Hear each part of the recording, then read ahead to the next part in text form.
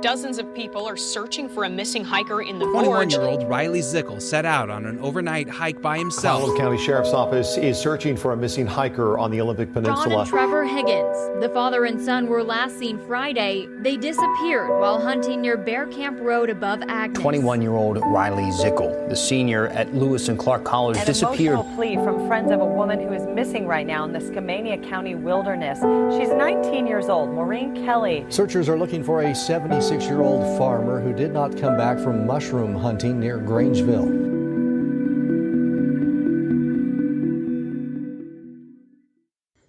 Hello, and welcome to the Pacific Northwest Missing Persons Project. I'm your host, Tanner Hoskins, and this is part 2 of our Halloween special Campfire Story Edition.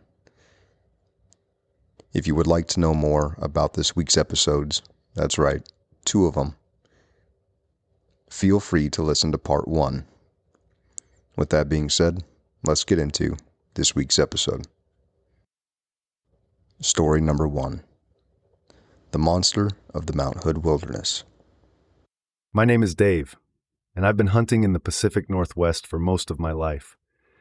I've hiked through almost every part of the Mount Hood Wilderness, but back in the fall of 1985, I had an experience that still haunts me to this day. It started like any other trip. It was late October, and I was out tracking elk. The air had a crisp bite to it, the smell of damp pine and decaying leaves filling the forest. I set out at dawn, rifle slung over my shoulder, confident that I'd be back in camp before dark. I was alone, but that wasn't unusual for me. The solitude of the mountains was something I'd always cherished. But somewhere in the afternoon, I realized I wasn't where I thought I was. The trees all started to look the same, and I wasn't catching the landmarks I'd memorized. I wasn't worried at first. After all, I'd been out in these woods countless times. I just needed to get my bearings. But the more I walked, the more turned around I became. The sun began to dip behind the ridgeline, casting long shadows through the trees. The temperature dropped quickly, and with it, the feeling of control. By the time dusk settled in, I was completely lost. I found a small clearing between some firs and hunkered down for the night. I didn't have what I needed to start a fire, a rookie mistake, so I figured I'd hunker down, get some rest, and start fresh at first light. I layered on my jacket, got out of survival blanket, and tried to get comfortable against a tree trunk. I drifted in and out of sleep. Sometime in the very early morning hours, well before sunrise, I heard it. At first, it was distant, like a low rumble echoing through the trees. I chalked it up to the wind, maybe the groaning of branches, but it kept happening, louder each time, a deep, guttural vocalization, unlike anything I'd ever heard. It wasn't an elk, and it damn sure wasn't a bear. This sound, it had a resonance to it, like something with massive lungs, something large and very deliberate. My heart started racing. I gripped my rifle, a .30-06, trying to stay calm. The woods were full of animals, right? But that sound, it wasn't natural. Then I heard movement, heavy footsteps crunching through the underbrush. Whatever it was close, real close. My throat went dry as I scanned the darkness, eyes straining to catch a glimpse of anything, but all I could see were the vague outlines of trees. The footsteps stopped just beyond my line of sight. For what felt like an eternity, the forest went dead silent. I could hear my own breathing, shallow and rapid, the thudding of my heart in my ears. Then, out of nowhere, a scream pierced the night, a shriek so loud and so raw that it felt like it rattled my bones. It wasn't human, not entirely. It had a strange, primal quality to it, like it came from something far older than any animal I knew. A mix between a mountain lion, a banshee, and what I assume a demon would sound like. I froze, muscles locked in place.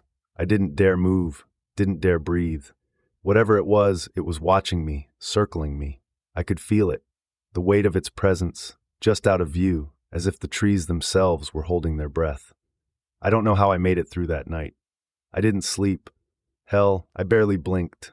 I just sat there, rifle in hand, waiting for whatever was out there to make its move. But it never did. Eventually, the sounds faded, but the fear didn't. When the sun finally rose, I was still sitting there, stiff and exhausted. With the light of day, I tried to gather my wits, but the memory of that sound lingered.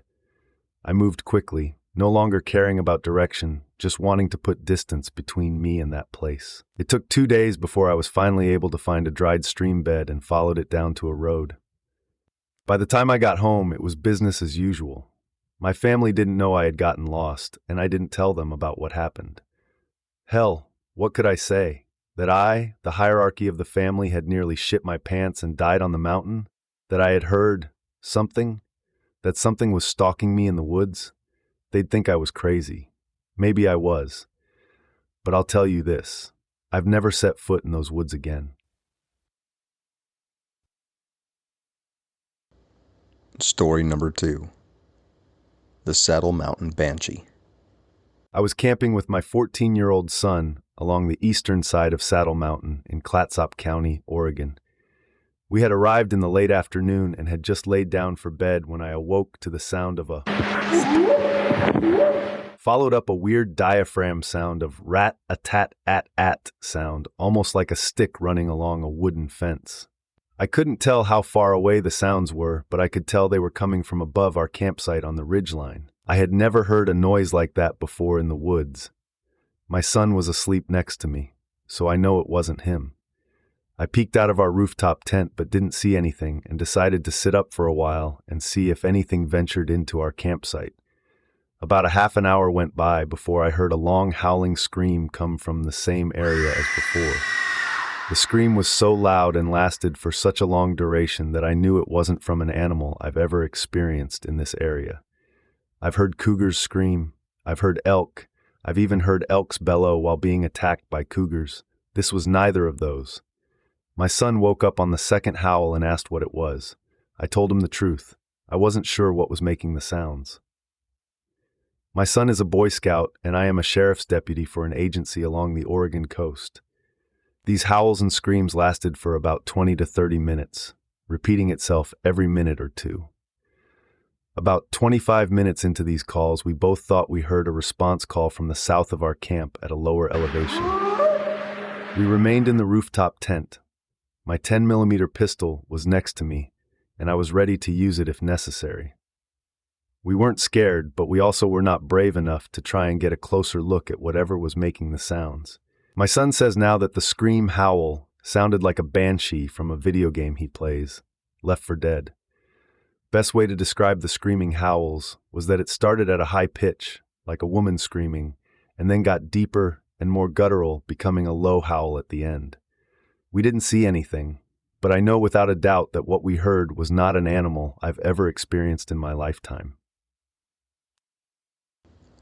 Story number 3. Fear in the Backcountry. I am a firefighter from Washington, and myself and 3 others had a strange encounter in the Gifford-Pinchot National Forest during the week of July 7, 2021, near Lake in the Indian Heaven Wilderness. It was about 11 p.m. when we heard the first sound arise from the forest around us. It sounded like a wood knock, but also like a loud clap to the north of our campsite. We determined it was probably a limb breaking off of a tree, didn't think much more about it. At about 12:30 a.m., we heard footsteps coming through the forest towards our camp. From the same direction, we heard the wood knock-clap sound. We believed it must be a person because it was definitely on 2 legs. 2 members of our group, both military combat veterans, walked away from the fire and posted up near the tree line just outside of the light of the fire. We all stayed silent for about 5 minutes, but the sound had stopped. But we were pretty sure whatever made the sounds was still in the area. While we were focusing our attention to the north of camp, we heard a loud wood knock, 3 in quick succession to the southwest of camp. Much too fast and powerful for a human to swing an axe and smack it with the same velocity we heard. It sounded as though it was about a quarter mile or half mile from camp. About 3 or 5 minutes, maybe longer than that. After the wood knock to the southwest, we heard something splashing on the opposite side of the lake from camp. The 2 veterans shined flashlights in the direction, but didn't see anything, and we decided it was time to throw a lot of wood on the fire and turn on some music to scare whatever was out there away from our camp. For another 45 minutes, the night was silent. We were all on edge, but things appeared to calm down. That's when we heard a faint whistle. Hard to describe through email, but the whistling sounded friendly, almost as if it was trying to get our attention. We didn't whistle back. Instead, one of us yelled at whatever it was to show itself. We warned it that we were armed and were ready to protect our campsite. The whistle only sounded 3 times. We thought we heard heavy footsteps again to the southwest, but they faded so quickly we couldn't decide if we made it up in our minds or not. None of us slept. We packed up our gear as soon as the sun started to rise and hiked back to our vehicles near. When we returned to our station, we told a few coworkers and a captain about our experience. Our captain said that he had found footprints in that area about 20 years ago and had heard strange howls and screams during his time solo camping in the area. I must say, I'm not sure if I will ever go back to this site area. It's a strange feeling to know that something large was stalking our campsite and we had no way of sheltering from it. Our vehicles were about 2 miles away, and there was no way I would have made that run in the pitch black, no matter how scared I was. We thank you all for listening. That's it for our Halloween edition, part 2. These stories are something that, like I said, we cannot confirm, but holy crap, why would anybody make this up? Truly hair-raising tales about the wilderness and the animals that call the area home.